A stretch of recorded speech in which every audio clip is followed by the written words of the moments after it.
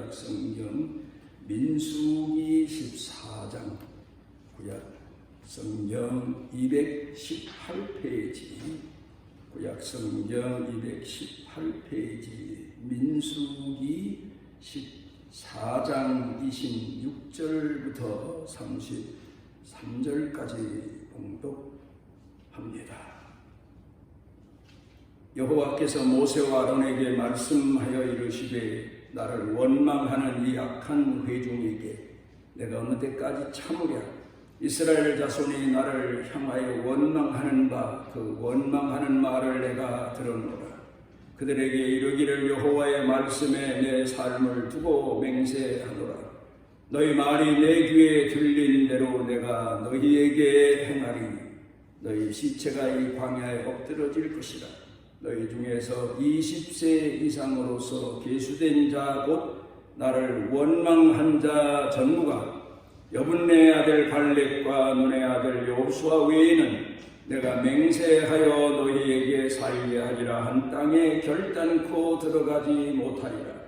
너희가 사로잡히겠다고 말하던 너희의 유아들은 내가 인도하여 드리리니 그들은 너희가 싫어하던 땅을 보려니와 너희의 시체는 이 광야에 엎드러질 것이요 너희의 자녀들은 너희 반역한 죄를 지고 너희의 시체가 광야에서 소멸되기까지 40년을 광야에서 방황하는 자가 되리라.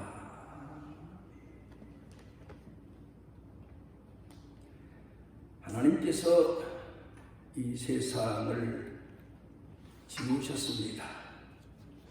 그리고는 지으신 이 땅에는 물을 주셨고 공기를 주셨고 그리고 땅을 가꾸기 위해서 종자 씨앗을 주셨습니다. 그런가 하면 흙으로 지음 받은 사람에게는 말을 주셨고 또 그 말을 조종하는 감정을 주셨고 그리고 사람이 모여 사는 사람을 가꾸고 사람이 사람 되게 하는 사회를 주셨습니다. 그런가 하면은 하나님 앞에 이제 예수 그리스도의 이름으로 부름받은 우리 성도들에게는 하나님께서 살아가는 방법, 우리 운명을 주장하는 그런 내용으로 말씀을 주셨고 성령을 주셨고 그리고 우리를 가르쳐 우리를 양육하는 교회를 주셨다고 생각하게 됩니다. 그래서 사람이 살아가면서 사용하고 있는 말이 얼마나 중요한가.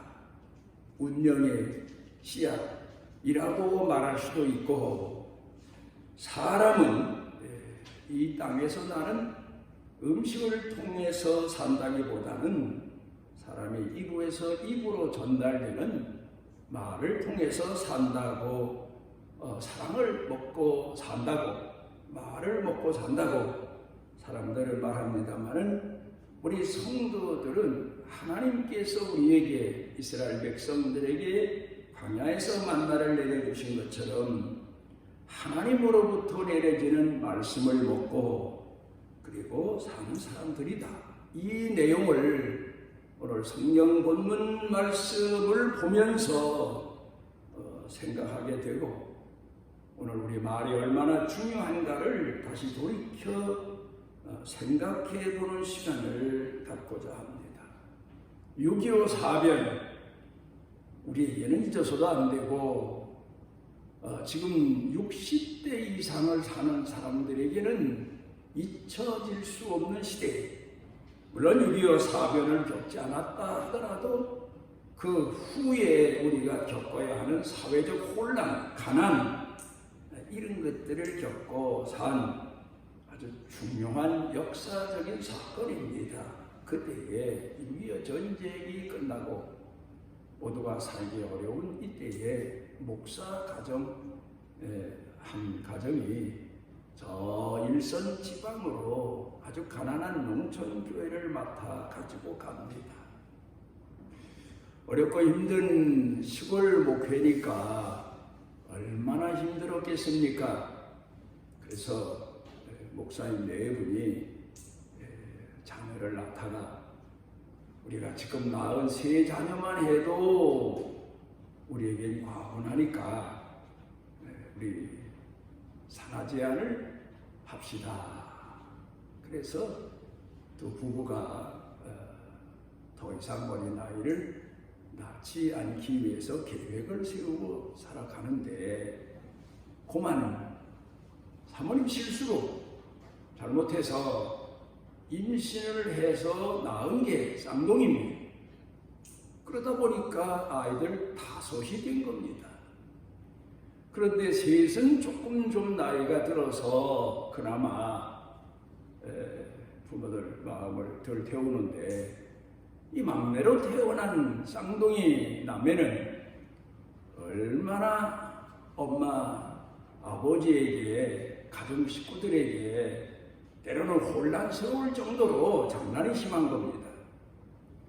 그런데다가 이 목사 부인이 몸이 약해서 늘 힘겹게 사는데 그 아이들 때문에 가끔 푸념을 합니다. 아이고 내가 실수를 해서 저 두 놈을 또 낳았는데 저 두 놈 때문에 못 살아.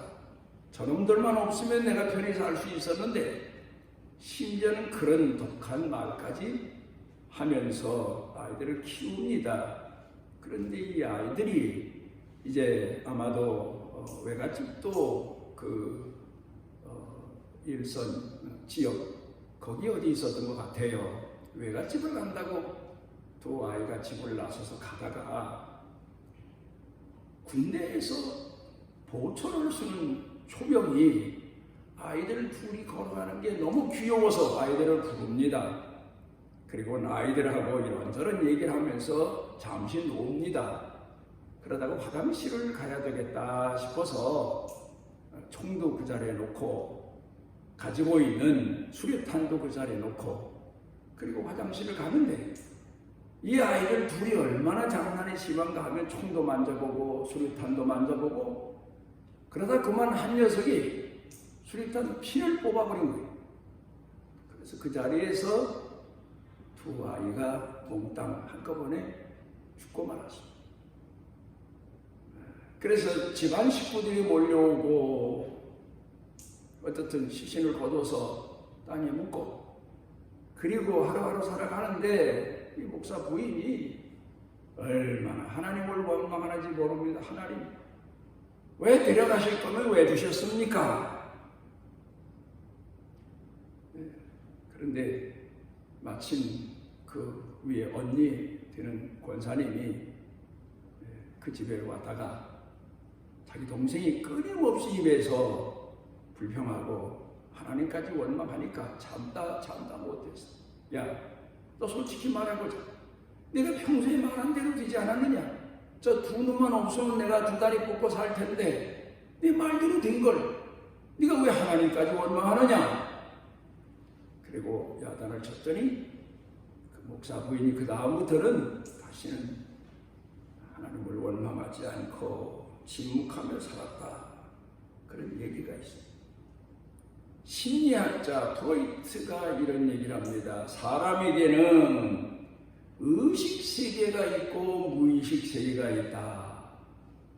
그런데 의식 세계가 그 사람의 진심이냐, 무의식 세계가 그 사람의 진심이냐, 두 가지를 놓고 연구를 해봤는데 의식 세계는 그 사람 속내를 드러내는 이제 그런 세계가 아니랍니다. 그렇죠. 사람이 의식이 있고 보면 때로는 체면도 차려야 되고 때로는 속에서 화가 나도 참아야 되고 때로는 욕하고 싶은 마음도 억누르고 살아야 되고 그러면서 사는데 무의식 상태에 이르게 되면 사람은 자기 자신을 다스릴 줄 몰라서 다스리질 못해서 속에 있는 대로 화도 내고 욕도 퍼붓고 성질도 부리고 그런다는 겁니다. 그러니까 사람에게 있어서 의식 때보다는 무의식 때가 그 사람의 진실이다. 그렇게 말합니다. 제가 알고 있는 한 사람은 평소에는 그렇게 착하고 양순한 어린아이 같아요. 다른 사람한테 조그만 말도 거치는 말을 못해요. 그런데 술을 먹고 어느 정도 이상이 넘어가면 세상에 그렇게 눈도 뻘겋게 충혈되고 말도 막 포고대는데 악담을 하는지 도대체 저 사람이 미치지 않았나, 그렇게 사는 사람을 본 적이 있어요. 의식과 무의식, 참 중요한 내용입니다. 제 친구 목사 중에 한 분 부인이 오래전에 암에 걸렸습니다. 처음에는 믿음으로 고쳐본다고 부부가 기도원도 가고 금식도 하고 별별 방법을 다 썼는데 오히려 암을 키운 거예요. 마지막에 그 암의 고통이 온 몸에 전율되니까 사람이 변해돼요. 세상에 그렇게 양순하고 남한테 말 한마디 제대로 나쁜 말, 귀에 거슬리는 말 한마디 못하고 살던 그 목사 부인이 남편을 보고 욕을 퍼붓고 자기 시어머니를 보고 욕을 퍼붓는데 어디에서 욕을 배웠는지 그렇게 욕을 할 수가 없대요. 그래서 돌아갔어요. 돌아갔다는 소식 듣고 그 장례식장에 갔더니 세상에 가보니까 여러 해를 그렇게 앓다가 돌아갔는데 장례집이 아니고 잔치집 같더라고요. 그래서 제가 목사한테 한마디 했습니다. 양반아, 아무리 그래도 당신 부인이 돌아갔는데 이렇게들 허허대고 껄껄대고 웃으면 되나? 이게 무슨 잔치집인가? 장례집인데. 그리고 온 적이 있어요. 사람에게 있어서 의식상태, 무의식상태 좀 더 깊이 생각해 봐야 됩니다. 저는 목회하면서 여러 번 들었습니다. 평소에는 그렇게 착하고 양순하던 장로님 권사님이 돌아갈 때가 되니까 의식을 잊어버리고 무의식 상태에 빠지니까 세상에 그렇게 입에서 입만 열면 욕 퍼부어대는데 아니 도대체 저분이 예수를 어떻게 믿었나, 주변 사람들이 놀랬다는 그런 얘기를 들은 적이 있어요. 그래서 제가 우스갯소리로 가끔 그런 얘기합니다. 우리 예수 믿는 사람들 기도 많이 해야 된다고, 자기 자신을 마지막까지 다스릴 수 있어야 된다고. 우리도 마지막 죽을 때 무식 상태에 빠지게 될 텐데 그때 만약에 우리 입에서 평소 사람들이 듣지 못했던 말이 튀어나오면 이거 무슨 남신이고 하나님 영광을 가져오는 일이겠나, 그런 생각을 해봅니다. 잠언서 15장 1절에 보면 사람이 살면서 유순한 대답은 분노를 쉬게 해도 과격한 말은 노를 격동한다. 말을 순화하고 사는 사람, 늘 자기 말에 대해서 기도하며 책임지는 사람, 이런 사람에 대한 교훈이라는 말씀입니다. 과격한 말하고 울분을 쏟아내는 그런 일에 대해서 우리 자신을 다스릴 수 있어야 됩니다. 심리학자들이 이런 얘기를 합니다. 사람이 분노하게 되면 그 분노한 영향력이 조사해 보니까 그 사람 주변 1.5km까지 영향을 주더라. 그 내용이 참 재미있습니다.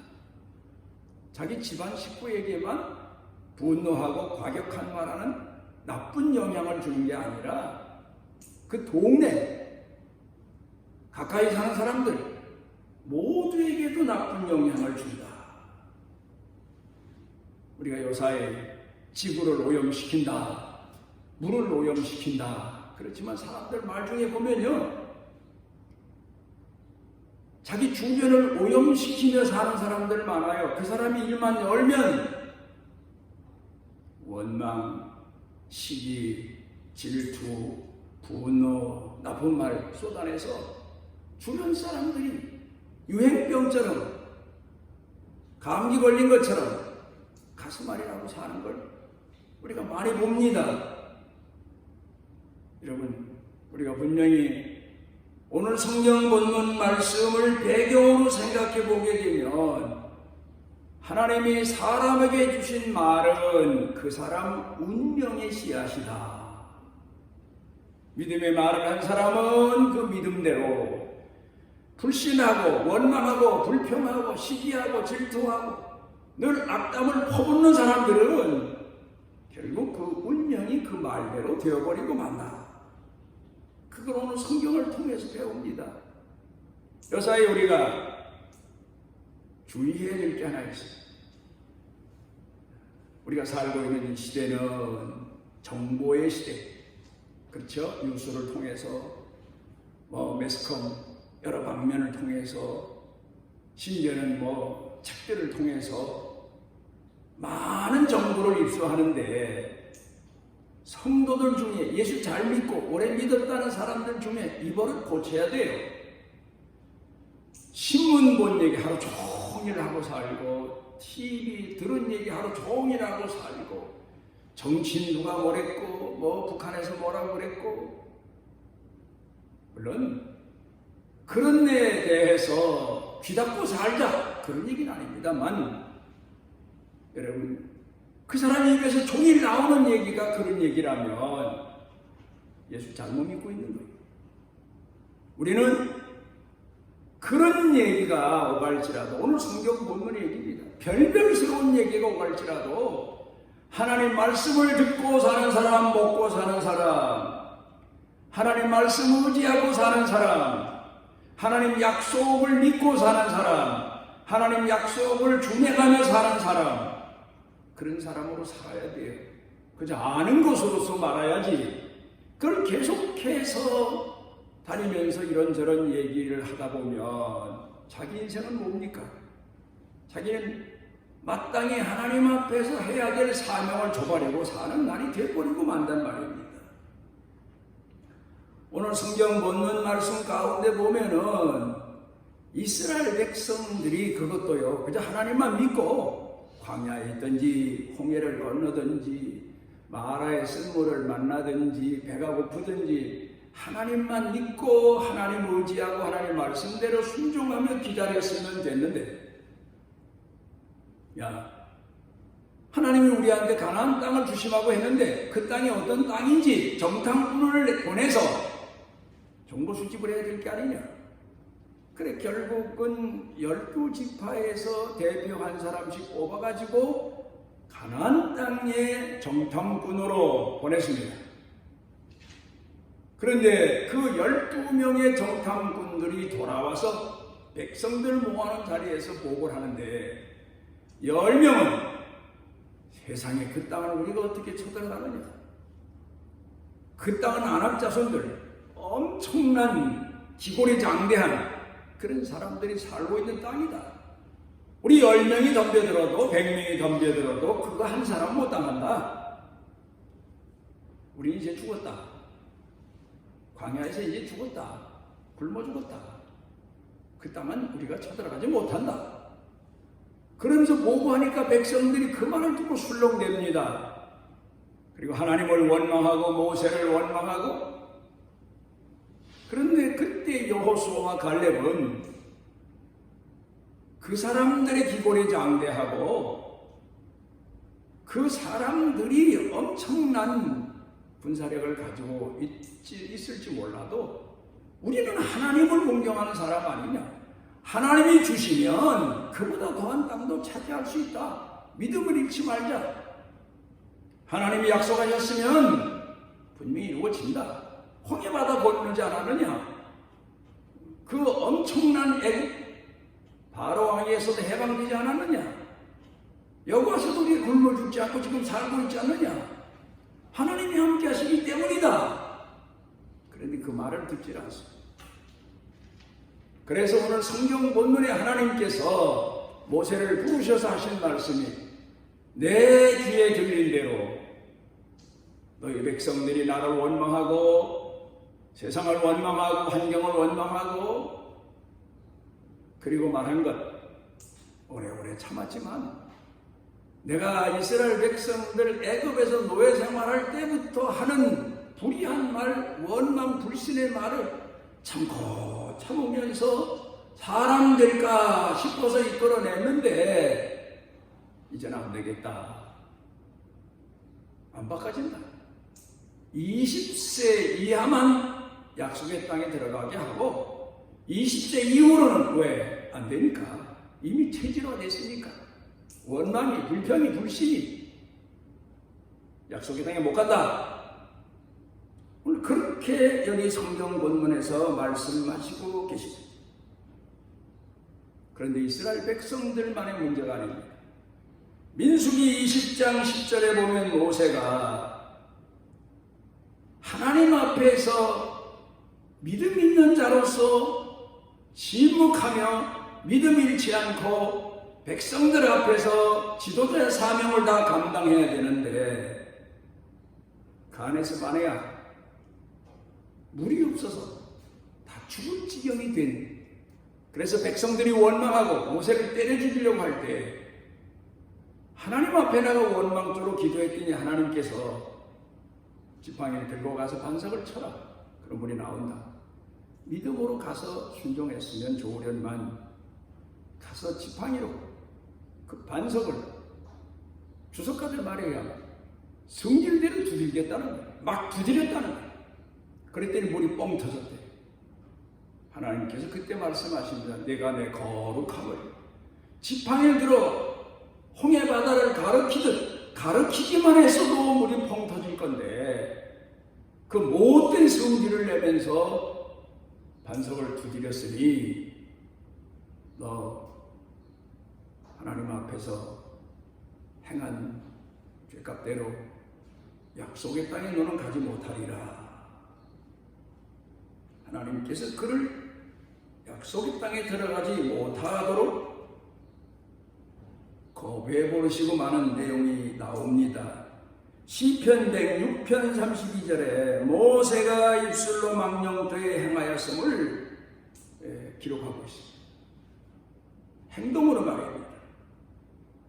우리는 여기서 깊이 생각해 봐야 돼요. 옛날 어른들 말씀은 반말은 쥐가 듣고 만말은 새가 듣는다 했는데 성경은 하나님이 들으신다. 어디서 누구 앞에서 어떤 역경에서 한 말이라 할지라도 하나님이 들으신다. 나 하나님 모른다 했으면 모르는 자요. 아무리 총칼 앞에서라도 나는 하나님 믿는다 했으면 하나님 믿는 자로 하나님이 인정해 주신다. 그런 말이에요.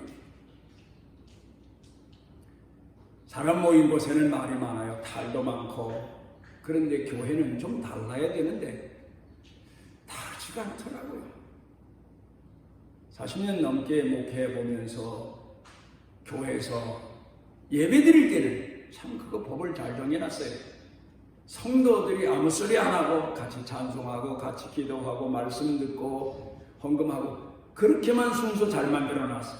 만약에 회하는 것처럼 예배 순서가 됐다면 예배 드리다 말고 아마 매일같이 다투고 법석났어요. 어쩌다 회하면 회의라고 모이면 앞뒤 생각도 안 하고 나서는 사람들 많아요. 좀 신중을 기해서 자기가 아무리 이해가 안 되면 이번 회의는 우리 한 주간 동안 기도해보고 다음에 다시 모이면 어떨까요? 그렇게 제안하면 좋잖아요. 열을 내면서 화를 내면서 그건 아니라고 펄펄 뛰고. 제가 사회 보면서 어떤 데는 그래, 여기가 어느 안전이라고. 물론 교회 밖에도 하나님이 사람의 말을 들으시지만 하나님의 집인데 하나님이 저 말을 안 듣고 계실까? 어떤 사람은 거짓말해도 그렇게 거짓말을 잘할 수가 없어. 물론 얘기하다 보면 과장된 말도 할 때가 있고 예측되는 얘기도 할 수가 있지만 자기 자신을 돌아봐야 돼요. 교회에서뿐만 아니라 가정에서도 사회에서 말 한마디 할 때마다 이게 옳은 말인가, 하나님께 영광된 말인가, 남에게 유익된 말인가, 남에게 아픔 주는 가시 같은 말인가, 이거 생각해 봐야 돼. 우리는 모르는 중에 말 한마디 잘못해서 상대방에게 몇 달, 몇 날, 며칠을 가슴앓이 하게 하는 그런 말을 할 때가 참 많아요. 많이 조심해야 되겠죠. 그런데 이사야서 6장에 보면 하나님께서 이사야를 부르십니다. 너 내 대언자, 예언자가 되라, 선지자가 되라. 전 못합니다. 전 말주변도 없고요. 아마 이사야가 다른 사람의 말을 들으면서 상처를 많이 받았던 것 같아요. 저는 말할 줄도 모릅니다. 제가 만약에 말하다가 선지자로 나서서 말하다가 제 말 듣고 마음에 상처 있고 하나님의 말씀에 위로받지 못하면 어찌 됩니까? 흠이 많습니다. 저는 제 말도 제대로 다스리지 못합니다. 그랬더니 하나님께서 그러냐? 그리고 체험을 주십니다. 하나님께서 하나님의 옷자락을 보여주십니다. 거룩함을 보여주십니다. 너도 거룩해라. 그래 이사야가 화로에서 옛날로 말하면 불덩이를 갖다가 이사야의 입을 찢는 환상을 봅니다. 앞으로 이런 체험을 환상 가운데 했으니 내 입술을 찢은 것처럼 오직 하나님의 말씀만 대언해라. 그래서 이사야가 나서서 하나님의 말씀을 바로 전달하는 사명자가 되는 걸 보게 됩니다. 성경에 많은 교훈들이 있습니다. 로마서 10장 10절에는 입으로 시인해서 구원에 이른다. 입의 말이 얼마나 중요합니까?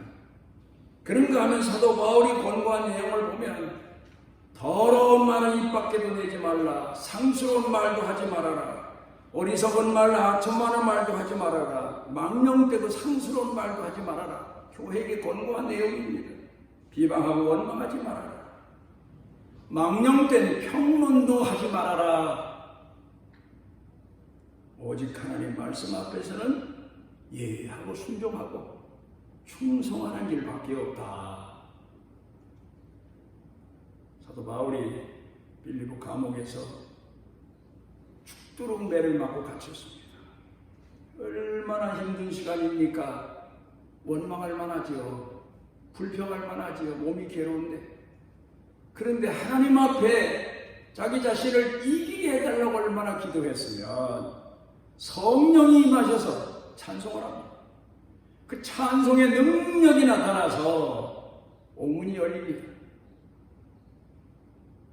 여러분, 우리가 살아가면서 말에 대해서 잘못한 말은 회개하고 또 상대방에게 사과하고 그리고 하나님 앞에서도 회개하고 믿음 있는 자의 말로 우리 남은 생애를 살아가야 될 겁니다. 기도하십시오. 하나님 우리에게 믿음을 주셨고 그 믿음의 표현으로 말을 주셨으니 우리가 아브라함처럼 믿음의 말로만 하나님을 공경하며 살아갈 수 있도록 은혜를 더해 주시고 내 생애뿐만 아니라 자손들 생애에도 하나님의 복된 말씀만 전하고 뿌리고 가꾸어 줄 수 있는 사명을 다하게 하옵소서. 예수님 이름으로 기도드리옵나이다.